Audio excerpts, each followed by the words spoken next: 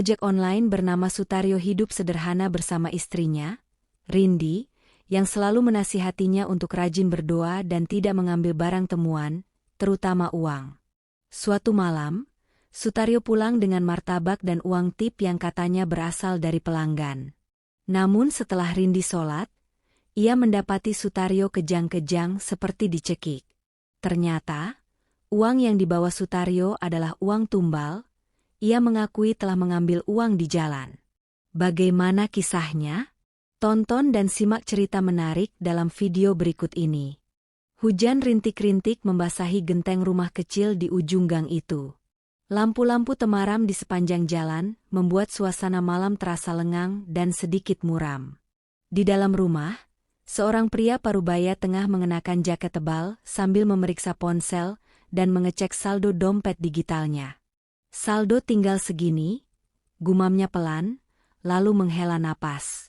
"Mas, sarapan dulu sebelum berangkat," kata seorang perempuan dari dapur. Sutaryo tersenyum kecil dan melangkah ke meja makan. Di sana, Rindi, istrinya, telah menyiapkan sepiring nasi goreng sederhana dan segelas teh hangat. Rindi memang bukan tipe istri yang banyak gaya, tapi kasih sayangnya nyata dalam bentuk perhatian dan pengingat-pengingat kecil yang tak pernah ia lupakan. "Terima kasih Rin," ucap Sutaryo sambil mulai makan. Sambil duduk berhadapan, Rindi menatap suaminya dengan wajah khawatir. Ia tahu betul dunia malam ojek online bukanlah dunia yang ramah. Apalagi belakangan ini banyak cerita aneh beredar, tentang orderan misterius, penumpang yang menghilang, bahkan uang jatuh yang membawa sial. "Mas," kata Rindi tiba-tiba, "jangan lupa berdoa sebelum narik ya. Dan satu lagi." Sutaryo menoleh sambil mengunyah. "Kalau Mas nanti nemu uang jatuh di jalan, jangan diambil. Serius. Sekarang banyak kejadian aneh. Uang kayak gitu bisa jadi bukan rezeki, tapi malah musibah." Sutaryo tersenyum dan mengangguk. Iya, Mas paham kok. Kan udah sering dibilangin." Rindi mendesah. "Aku serius Mas. Aku pernah dengar cerita dari Pak Deku. Dia dulu nemu uang di jalan depan makam. Dibawa pulang, besoknya badannya panas dingin kayak orang kerasukan. Akhirnya harus diruqyah. Kata Ustadz, itu uang tumbal." Sutaryo tertawa kecil, walau tidak sepenuhnya meremehkan. "Nggak semua uang di jalan pasti tumbal Rin. Tapi ya udahlah, Mas janji nggak bakal ambil yang bukan hak." Rindi mengangguk lega. "Ya udah, Mas hati-hati ya. Aku selalu doain dari rumah." Selesai makan dan sholat subuh, Sutaryo menyalakan motornya. Helm hijau khas ojek online ia kenakan, dan dengan suara knalpot yang pelan, ia pun menghilang di antara kabut pagi. Hari-hari berjalan biasa. Beberapa kali Sutaryo pulang dalam keadaan lesu karena sepi orderan. Kadang ia baru mendapat pelanggan setelah 2 jam berkeliling. Tapi ia tidak pernah mengeluh. Rindi selalu menyambutnya dengan teh hangat dan senyum hangat. Meskipun hidup mereka pas-pasan, mereka saling menguatkan. Namun hari itu, cuaca terasa aneh. Langit sore mendung berat, namun udara panas dan pengap. Sutaryo yang biasanya sudah dapat 1-2 orderan di sore hari, justru nihil. Notifikasi dari aplikasi sepi, seolah-olah semua pelanggan hilang. Menjelang maghrib, saat Sutaryo menyusuri jalan kecil menuju perempatan dekat TPU, tempat pemakaman umum, ia melihat sesuatu yang mengilap di pinggir jalan. Sebuah uang kertas, hijau, kaku, dan tampak baru. 100.000 rupiah. Motor Sutaryo melambat. Ia menoleh kanan-kiri. Sepi. Tak ada seorang pun. Bahkan suara motor lain pun tak terdengar. Ia berhenti, menatap uang itu, lalu melihat langit. "Bukan hakku," gumamnya pelan. Namun rasa lapar dan dompet yang hanya tersisa belasan ribu membuat hatinya bimbang. Ia menatap uang itu lagi. Masih di sana, tak bergerak di tiup angin. "Sekali ini aja," bisiknya. "Buat bensin. Buat pulang." Dengan cepat, ia memungut uang itu dan menyelipkannya ke dalam saku. Tak lama setelah itu, ponselnya bergetar. Notifikasi masuk, orderan baru. Lokasi, Jalan Melati Raya. Tip, Rp25.000. Sutaryo tertegun. Secepat itu, ia menerima orderan itu, lalu melaju dengan semangat baru. Entah kenapa, setelah uang itu ia ambil, orderan justru berdatangan. Tipnya besar-besar, dan semua pelanggan sopan. Bahkan salah satu pelanggan memberinya martabak manis lengkap sebagai ucapan terima kasih. Dalam waktu 3 jam, dompet digital Sutaryo sudah terisi lebih dari 200.000. Ia pulang ke rumah dengan wajah berseri, menggenggam martabak hangat dan selembar uang 100 ribuan yang tersisa dari tip tadi. "Assalamualaikum," serunya sambil membuka pintu. Rindi yang tengah melipat mukena menyambutnya dengan senyum. "Waalaikumsalam. Alhamdulillah, Mas rezeki banyak." "Masya Allah Rin. Tadi Mas sepi banget orderannya, tiba-tiba langsung banyak. Semua ngasih tip gede-gede. Nih, Mas beliin martabak. Sisanya, buat kamu," ucapnya sambil menyerahkan uang itu. Rindi mengangguk, menerima uang itu sambil berkata, "Aku belum sholat Isya. Aku sholat dulu ya Mas." "Iya sana. Mas makan duluan deh, lapar banget." Rindi menuju kamar kecil untuk berwudu. Sementara itu, Sutaryo duduk di ruang tengah dan membuka bungkus martabak dengan penuh semangat. Namun malam itu tak akan menjadi malam biasa. Martabak manis rasa keju coklat itu masih mengepul hangat. Sutaryo memakannya perlahan, sambil sesekali memejamkan mata menikmati rasanya. Sudah lama ia tidak membeli jajanan malam seperti ini. Sejak harga bensin naik dan orderan ojek semakin tak menentu, ia dan Rindi lebih sering menghemat uang bahkan untuk sekadar camilan. Namun malam ini berbeda. Ia merasa seperti mendapat berkah yang tiba-tiba. Pelanggan silih berganti, tip besar mengalir, bahkan tak satu pun dari mereka bersikap kasar atau rewel. Semua berjalan lancar. Dan semua itu terjadi sejak ia mengambil uang itu. Tiba-tiba, sebuah kilas bayangan melintas di pikirannya. Wajah Rindi, yang beberapa jam sebelumnya mengingatkannya agar tidak mengambil uang yang ditemukan di jalan. Peringatan itu kini menggema di benaknya, pelan namun terus berulang. Jangan ambil uang dari jalan. Bisa jadi itu bukan rezeki, tapi musibah. Sutaryo menghela napas, lalu menatap uang 100 ribu yang ia letakkan di atas meja. Uang itu tampak baru, nyaris tanpa lipatan. Ujungnya sedikit lengket, seperti habis ditempelkan sesuatu. Tapi pikirannya buru-buru mengusir rasa was-was. "Ah, masa sih? Lagian tadi juga rezekinya lancar-lancar aja kok." Dari dalam kamar, suara air wudu terdengar. Rindi sedang bersiap sholat Isya. Sutaryo menatap pintu kamar itu sebentar, lalu kembali menyuap martabak ke mulutnya.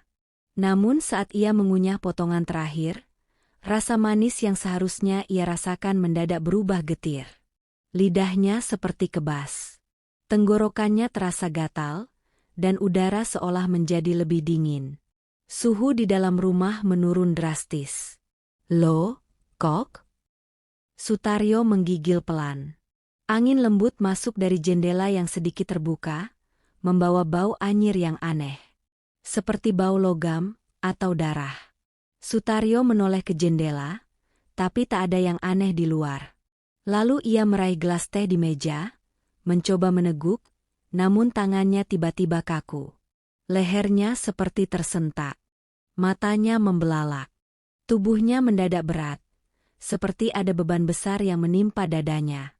Nafasnya tersengal, dan suara aneh mulai terdengar di telinganya. Semacam bisikan pelan seperti berasal dari dalam kepalanya. "Bukan milikmu, kembalikan, kembalikan." Sutaryo ingin berteriak, tapi suaranya tertahan. Tangan dan kakinya mulai kejang, seluruh tubuhnya menggigil hebat. Gelas teh terjatuh dan pecah berkeping-keping di lantai. Suara itu cukup keras untuk membuat Rindi yang sedang takbiratul ihram langsung menyelesaikan sholatnya dalam kebingungan. "Mas?" Tidak ada jawaban. Rindi buru-buru membuka pintu kamar dan berlari ke ruang tengah. Di sana, ia menemukan suaminya tergeletak di lantai, tubuhnya menegang seperti busur, dengan mulut berbusa dan mata melotot ke atas. Di sekitar Sutaryo, pecahan kaca berserakan dan martabak yang tadi dimakan terjatuh di lantai, tampak seperti bercampur darah. "Mas!" Rindi menjerit panik, memeluk tubuh suaminya yang bergetar hebat. Ia mencoba menggoyang-goyangkan badan Sutaryo, tapi tidak ada reaksi. Tangannya memeluk leher Sutaryo, dan saat itulah ia merasakan sesuatu yang membuat darahnya membeku. Leher suaminya seperti dicekik oleh tangan tak kasat mata, bekas merah samar terlihat melingkar. Tanpa pikir panjang, Rindi berlari keluar rumah, mengetuk pintu tetangga kiri kanan sambil terus menangis. "Tolong! Suami saya kejang. Tolong!" Beberapa tetangga keluar dengan wajah cemas. Ada yang membawa minyak kayu putih, ada pula yang menelepon ambulans. Namun ketika mereka melihat kondisi Sutaryo, sebagian besar langsung bergidik ngeri. "Ini bukan sakit biasa," gumam Pak Razik, tetangga sebelah yang dikenal religius. "Betul," kata Bu Irna. "Lihat wajahnya, kayak orang kesurupan." Akhirnya, salah satu warga mengusulkan untuk segera memanggil Pak Ustadz. Kebetulan rumahnya hanya 5 rumah dari tempat Sutaryo. "Panggil Pak Ustadz. Sekarang juga." "Ini udah nggak wajar," kata Pak Razik tegas. Beberapa menit kemudian, Pak Ustadz datang. Seorang pria berumur 50-an, berjubah putih dan bersorban sederhana. Ia langsung memeriksa Sutaryo, lalu mengangguk kecil. "Kita perlu ruqyah. Sekarang juga. Bismillah." Rindi duduk di sudut ruangan sambil memeluk lutut. Matanya sembab, tubuhnya gemetar. Ia tak tahu apa yang sedang terjadi. Suaminya, yang beberapa menit lalu tersenyum membawa martabak, kini tergeletak seperti mayat hidup. Pak Ustadz mulai membaca ayat-ayat ruqyah. Suasana ruangan mendadak berat. Udara seperti menekan dada. Ketika ayat Al-Falah dibacakan, tubuh Sutaryo melonjak seperti tersengat. Mulutnya terbuka lebar, mengeluarkan suara yang bukan suara manusia. "Argreg, bukan haknya Aa, dia mengambilnya Aa." Warga yang hadir saling pandang. Rindi menjerit pelan dan menutup mulutnya. Pak Ustadz terus melanjutkan bacaan, mengencangkan suaranya. Ruqyah berlangsung lama, hingga jarum jam menunjuk angka 11:30. "Untuk malam ini, biarkan ayat-ayat Al-Quran dibacakan terus-menerus sampai subuh," kata Pak Ustadz saat ruqyah selesai.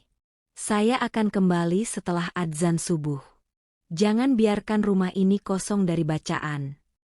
Rindi hanya bisa mengangguk. Hatinya masih diselimuti ketakutan.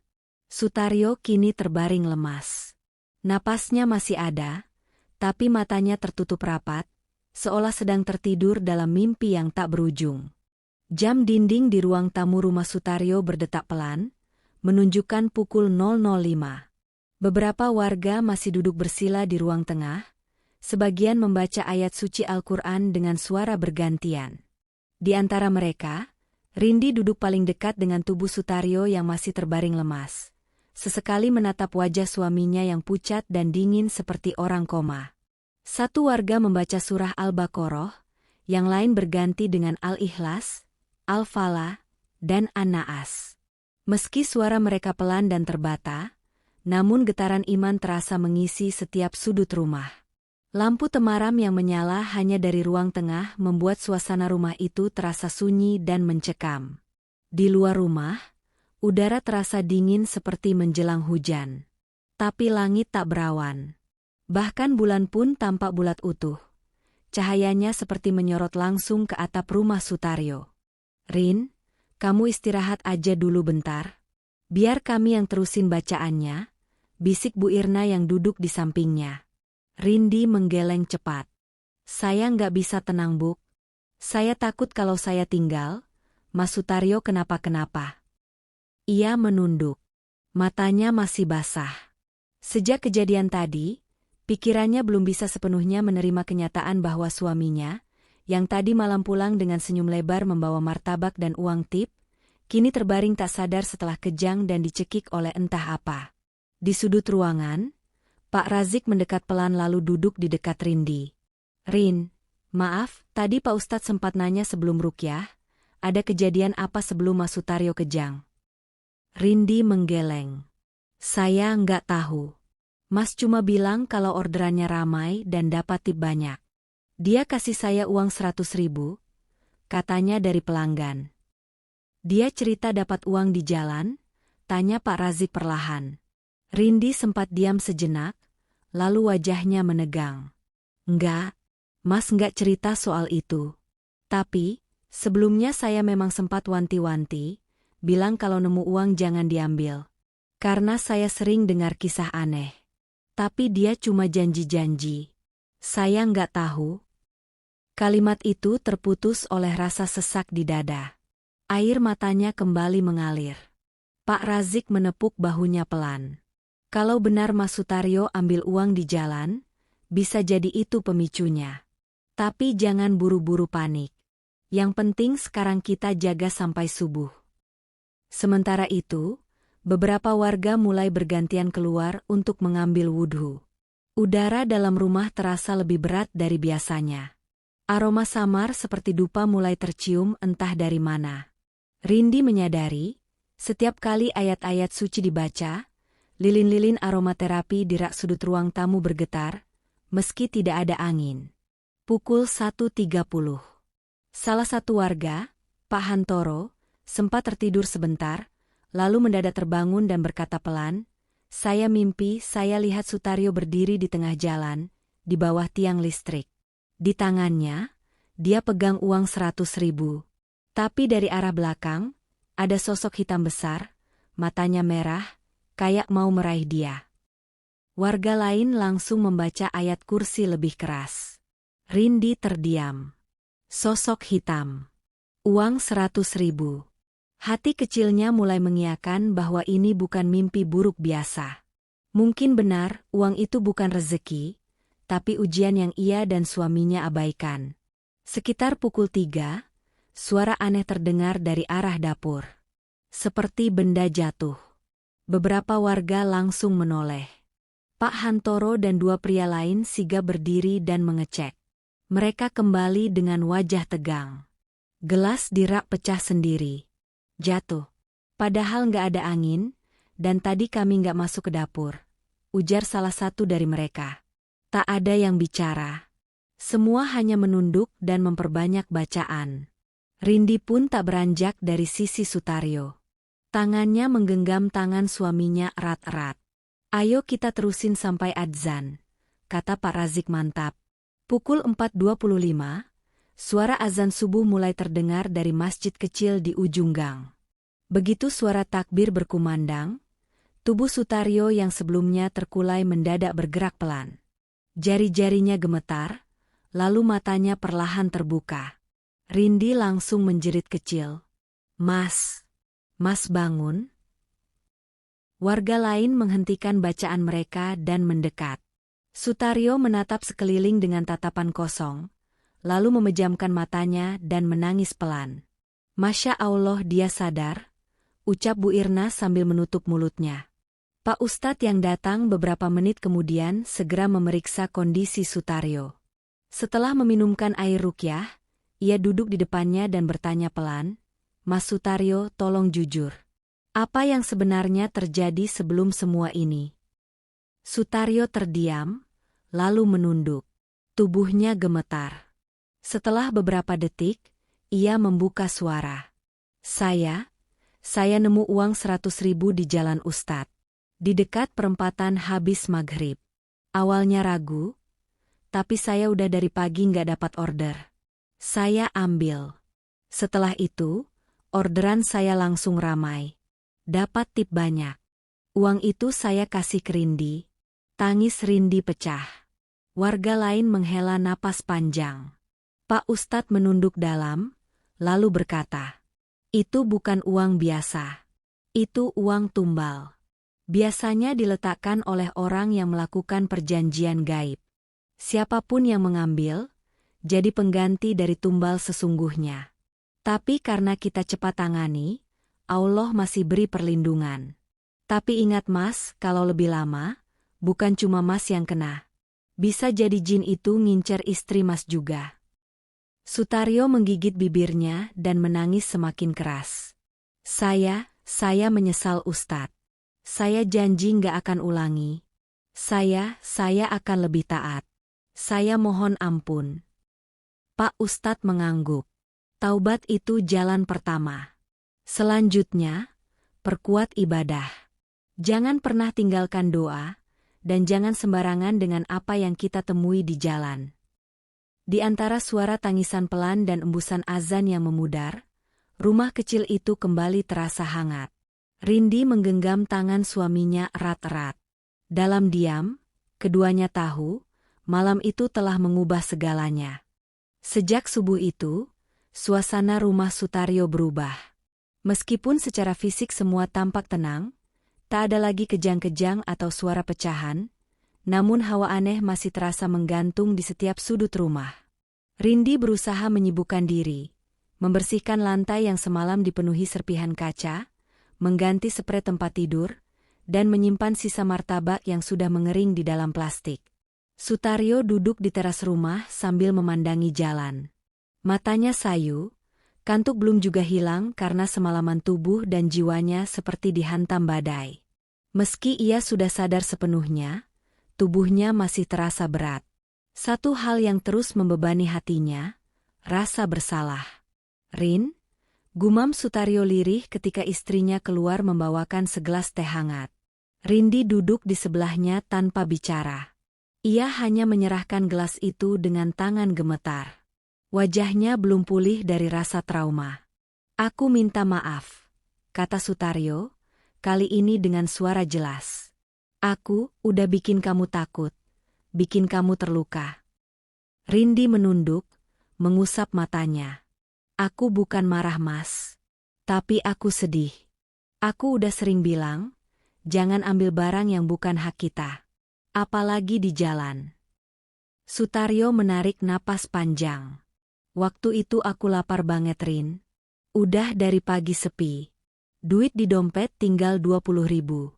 Terus aku lihat uang itu, kayak rezeki. Tapi ternyata malah jadi petaka." Rindi menggenggam tangan suaminya. "Yang penting sekarang kita diberi kesempatan kedua. Banyak orang yang gak seberuntung itu." Hari itu Sutaryo tidak mengambil order sama sekali. Ia mematikan aplikasi ojek online dan memilih beristirahat. Setelah zuhur, Pak Ustadz datang lagi, kali ini membawa kitab kecil dan segelas air putih yang sudah dibacakan doa. Ia duduk di ruang tamu dan mengajak Sutaryo serta Rindi untuk berbicara lebih dalam. "Mas Sutaryo, saya datang bukan cuma untuk memberi air doa. Tapi saya juga perlu tahu, kira-kira di mana persisnya uang itu ditemukan?"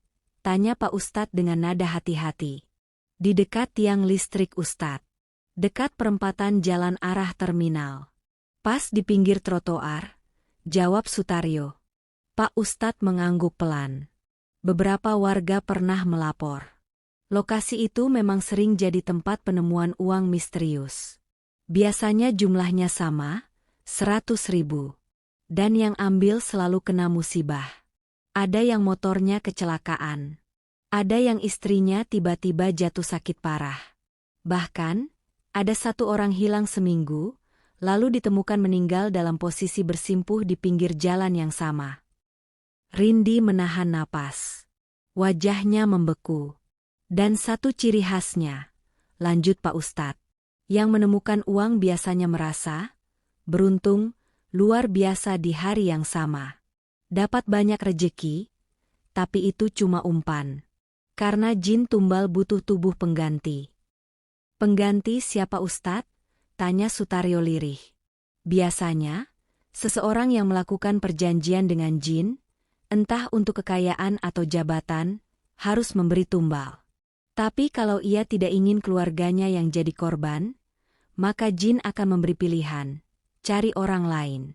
Nah, uang 100.000 itu umpan. Siapapun yang mengambilnya tanpa doa, tanpa waspada, akan langsung ditandai. Sutaryo menunduk dalam-dalam. Rasa dingin menjalar ke tengkuknya. Masih ada bekasnya di rumah ini, ujar Pak Ustadz. Saya lihat semalam saat rukyah berlangsung, ada bayangan hitam berdiri di dekat rak piring. Dia tidak masuk, tapi menunggu. Menunggu kalau-kalau rukyah gagal. Rindi spontan memeluk lengan suaminya. Pak Ustadz tersenyum tipis. Tapi insya Allah, karena warga membacakan Al-Quran sampai subuh, dia gagal. Jin itu sudah pergi. Tapi, untuk memastikan rumah ini bersih, kita perlu lakukan pembersihan lagi. Pak Ustadz lalu mengajak mereka membaca doa bersama. Selama hampir 1 jam, ia memercikan air doa ke sudut-sudut rumah.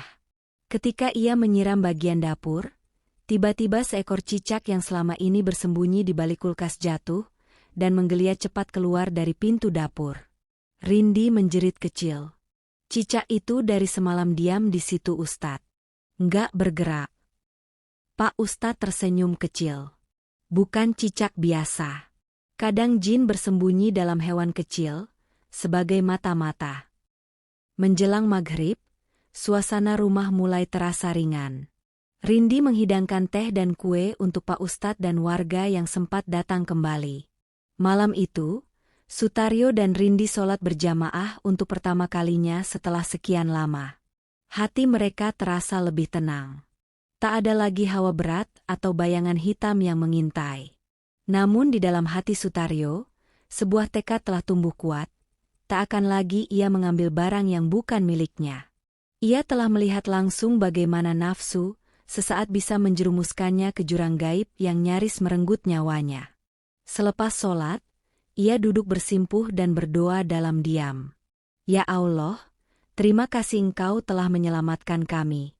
Jangan biarkan aku lengah lagi. Lindungi rumah ini, dan lindungi istriku dari segala yang tak terlihat.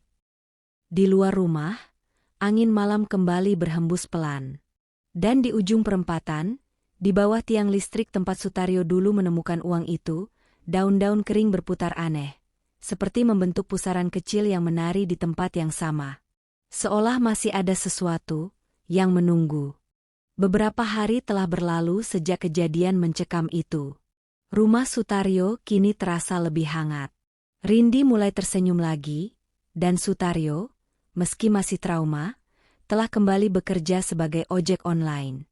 Tapi satu hal yang berubah, ia tak pernah lagi melupakan pesan istrinya sebelum berangkat kerja. Mas, baca doa dulu ya, ucap Rindi sambil menyerahkan botol minum dan kotak bekal. Sutaryo mengangguk. Ia mencium tangan istrinya dan melafalkan doa perjalanan pelan-pelan. Sejak kejadian itu, ia juga mulai rutin sholat 5 waktu, bahkan terkadang ikut ke masjid bersama Pak Ustadz untuk sholat berjamaah. Namun ketenangan itu tak berlangsung lama. Hari itu, saat mengantar penumpang dari arah pasar ke terminal, motor Sutaryo tiba-tiba melewati perempatan tempat ia dulu menemukan uang sial itu. Entah kenapa, dadanya langsung terasa sesak. Ia menoleh sekilas ke trotoar di bawah tiang listrik. Pandangannya terpaku. Uang 100.000, masih terlipat rapi, bersih seperti baru dicetak, tergeletak di tempat yang sama. Sutaryo langsung menghentikan motornya, tepat beberapa meter setelah melewati lokasi itu. Ia terdiam. Penumpangnya yang duduk di belakang menepuk bahunya pelan. Mas, kok berhenti? Sutaryo tersentak dan kembali fokus. Maaf Pak, barusan kayak ada kucing nyebrang. Ia kembali menjalankan motornya.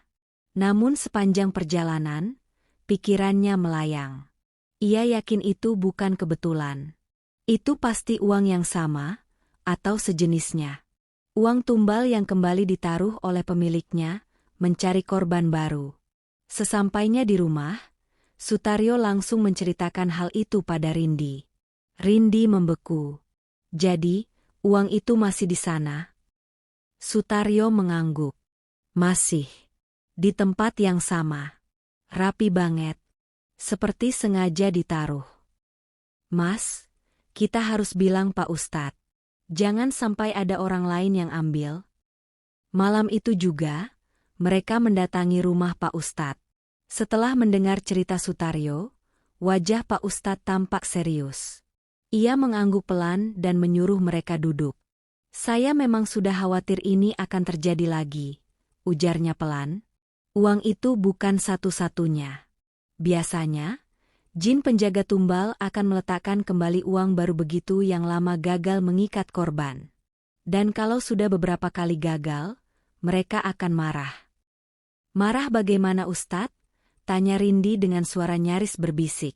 Mereka bisa datang langsung. Menyamar. Masuk ke dalam mimpi. Atau bahkan mengganggu orang-orang di sekitar lokasi tumbal.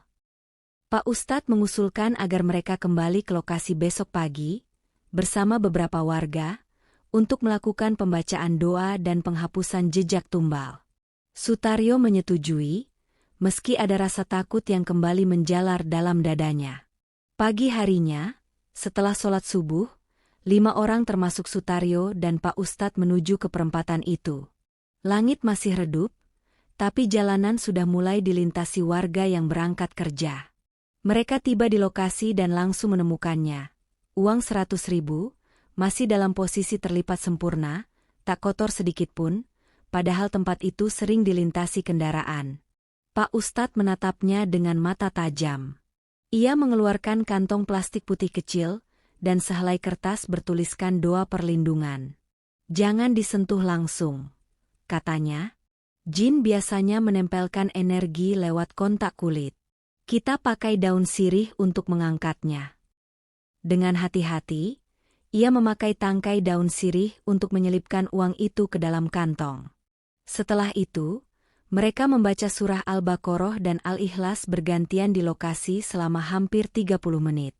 Saat doa-doa mulai dilantunkan, angin yang sebelumnya tenang tiba-tiba berhembus kencang. Daun-daun kering beterbangan. Salah satu warga, Pak Bambang, sempat terpeleset karena angin mendadak berputar di sekitar mereka. Ini tandanya mereka marah, ujar Pak Ustadz lirih. Tapi kita harus selesaikan. Jangan takut. Ketika doa selesai, Pak Ustadz membakar kertas doa dan kantong berisi uang itu di dalam wadah tanah liat. Asap putih tipis mengepul, lalu menghilang begitu saja, seolah ditelan angin. Sudah. Insya Allah tak akan ada gangguan lagi di sini. Namun baru beberapa langkah mereka menjauh, Sutaryo merasa tengkuknya seperti digigit dingin. Ia menoleh cepat. Di ujung perempatan, di bawah tiang listrik, ada bayangan berdiri. Bayangan tinggi, kurus, hitam pekat, seolah mengenakan jubah panjang. Matanya merah menyala. Tapi tak satu pun warga lain yang melihatnya. Sutaryo berhenti melangkah. Mas? Kenapa? Tanya Pak Ustadz. Ada dia berdiri di sana, ujar Sutaryo, menunjuk arah tiang. Pak Ustadz menatap ke arah itu lama. Kemudian berkata tenang, dia hanya menampakkan diri padamu. Mungkin karena kamu pernah menyentuh uang itu. Tapi jangan takut. Dia tak akan bisa menyentuhmu lagi. Sutaryo menatap tajam ke arah bayangan itu. Sosok itu masih berdiri diam. Namun kemudian perlahan kabur seperti asap tertiup angin, dan lenyap sepenuhnya. Sutaryo menarik napas panjang. Mereka bisa kembali Ustadz? Kalau kita lalai, bisa. Tapi selama kamu dan keluargamu menjaga ibadah, mereka hanya bisa mengintai. Tidak bisa menyakiti.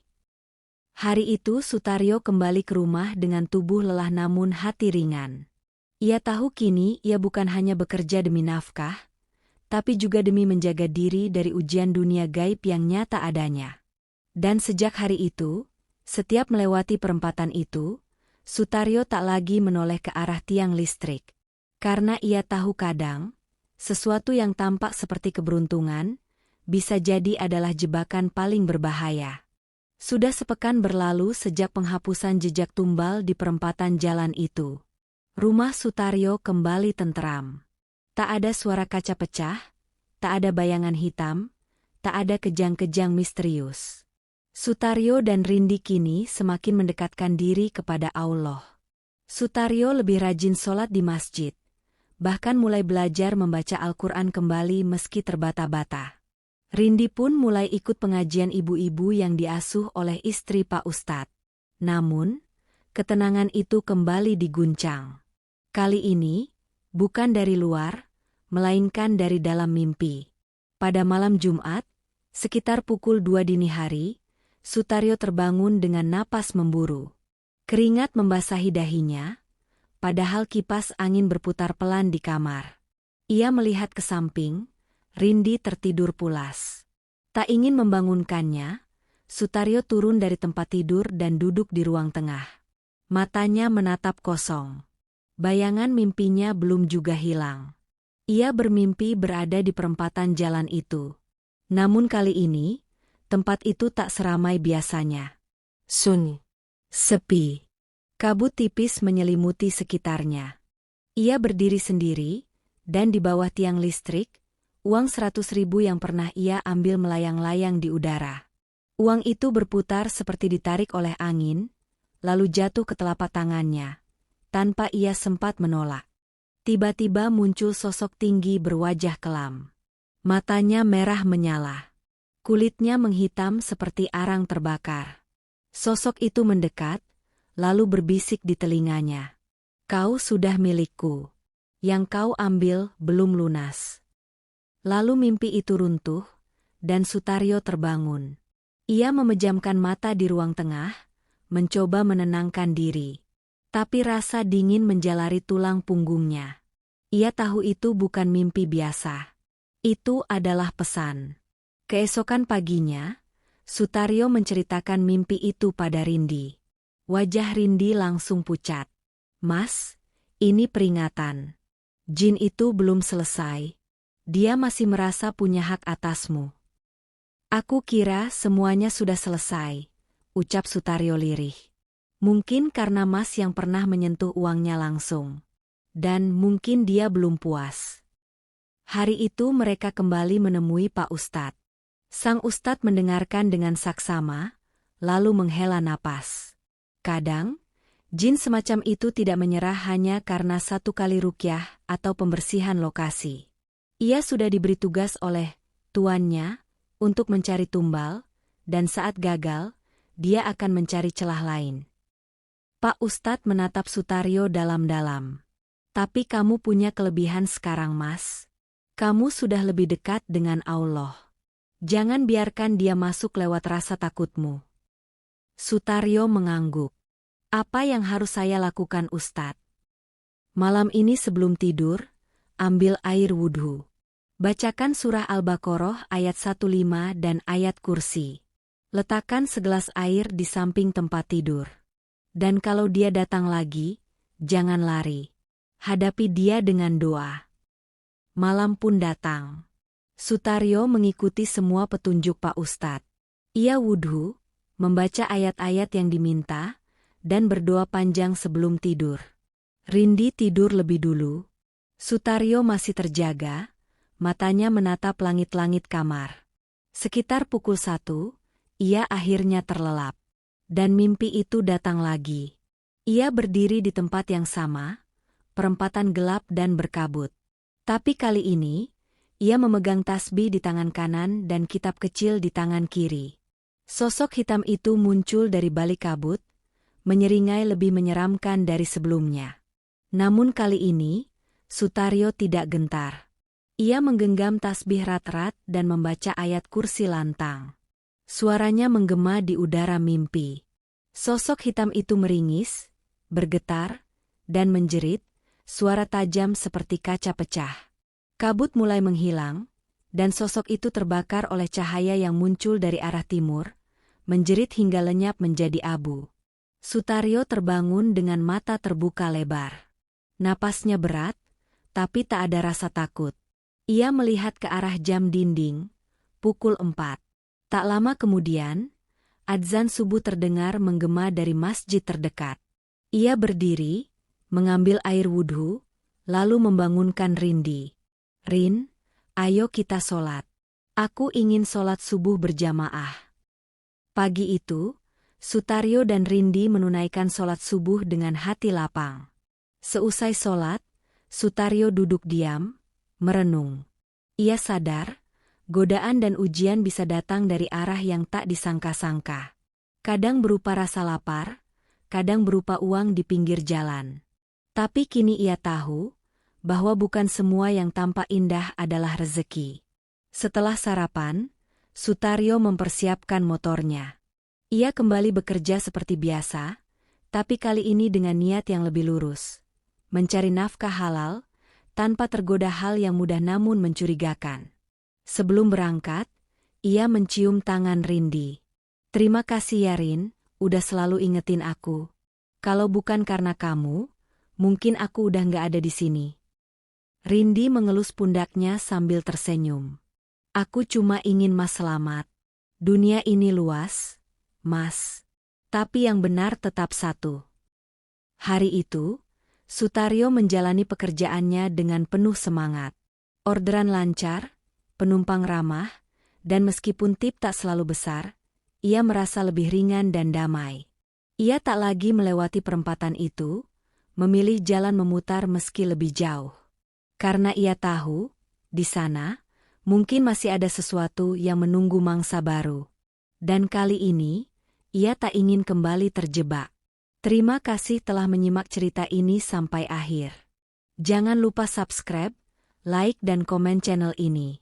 Semoga kalian menyukai cerita ini dan dapat mengambil hikmahnya. Wallahu alam bishawab. Sampai jumpa di episode berikutnya.